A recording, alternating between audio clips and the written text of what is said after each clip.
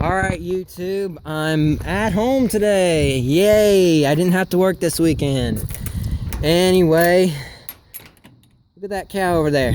That's my sister's 4-H heifer, Rosebud. If you can see her.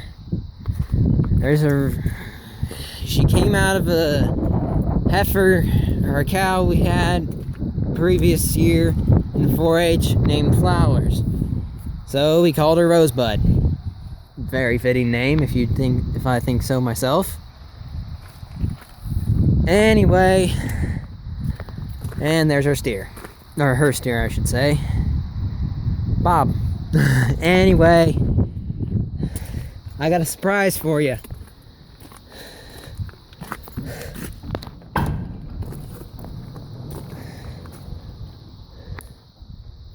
It's done. Well, part of the way done, at least. We still got to repaint the back half of the tractor, but hey, the H is done. We don't have decals for it yet. Dad just hasn't ordered it. But anyway, for those of you who are going to be new to this channel or have just recently subscribed and hasn't watched any of my previous videos yet, this is our 1951 Farmall H. It is, I don't know how much horsepower it has because it's got different pistons in it than the stock pistons. It has high domes in it, so I really don't know. I couldn't tell you. Last time we checked, I think it was like 30, maybe 35. I'm not for sure. But anyway, there she is. She looks a little bit nicer. You can see a reflection in the fuel tank and on the hoods. I think Dad did a good job painting this up. Still got to put the front badge back on. What do we got here? Oh, we got some bumps in the... No, just stress. I thought that was a scratch there for a minute. I was like, oh crap. Anyway, it's done for now. The reason it's done for now is because we need it for June. This is our hay raking and hay hauling tractor. So we got to have this done because our other project tractor at the moment, which is a 1940s or no, 50s, I think, 8N.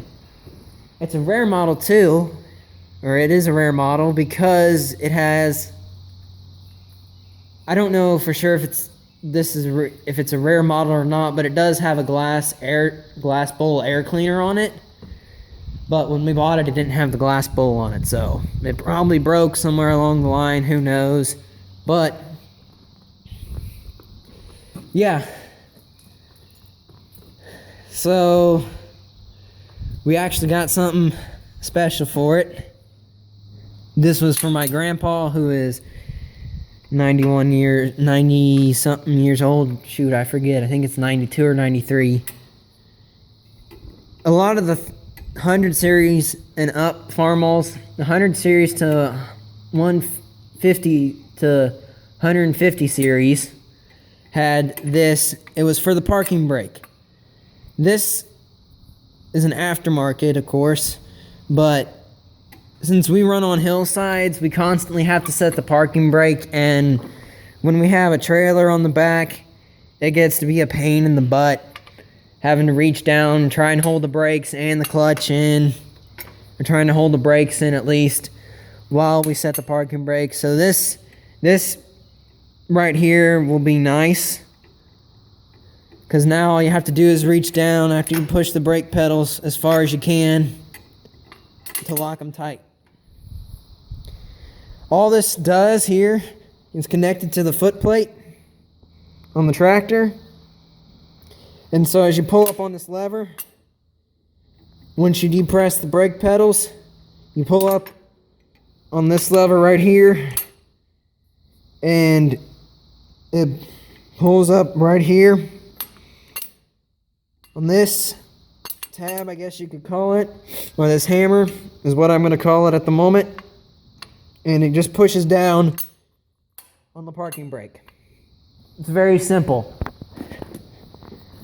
And it'll come in handy very well on the hillsides. I wish we had it on this tractor. No. You know why I wish we had that on this tractor? Because this tractor has a foot starter. And that is a pain in the butt on the hillsides. But what can you do? Why a lot of the M's had foot starters for some reason. I don't know why. Most pictures I've seen of M's had foot starters. So I don't know why. What I'm seeing here though on the post, there's no mounting point for a regular push button start like there is on the H. Now, unless it's just mounted to this bolt, which it very well could be, but I think the H has a second hole here to run a bolt for that push button start. But DLH Farms, here you go. Try and get you a better picture of it. That's the H, and of course I can't because of the freaking lighting in this barn. But there she is. She's now upgraded from a 50-foot tractor to a 20-foot tractor.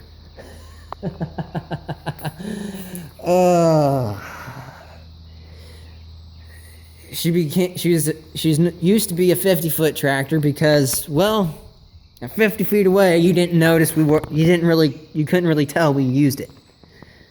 But once you got closer, you could see that we used it a lot. So, yeah, she's done. There's her Massey 253. I might start it up, but I got no use for it, so it's not worth starting it up right now.